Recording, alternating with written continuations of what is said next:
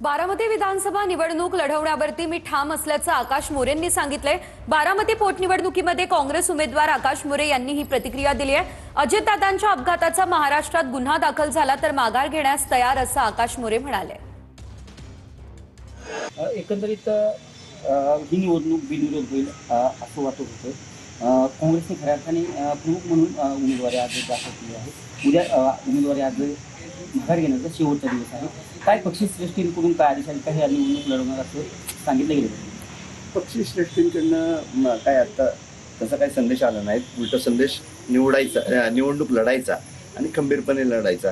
जेवढे काय आपल्याकडे असणारे जे काय आर्थिक बळ असेल त्या पद्धतीने आम्ही इलेक्शन हे अत्यंत साध्या पद्धतीने का नाही म्हटलं तरी दुःखाचं सावट आहे आपल्या सगळ्यांच्यावर।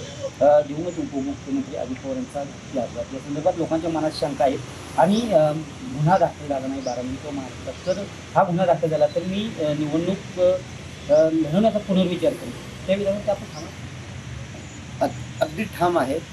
या प्रकरणी अजूनही हे सरकार गंभीर नाही हे संपूर्ण महाराष्ट्रात कळलेलं आहे। दीपक कापडे, TV9 मराठी, बारामती।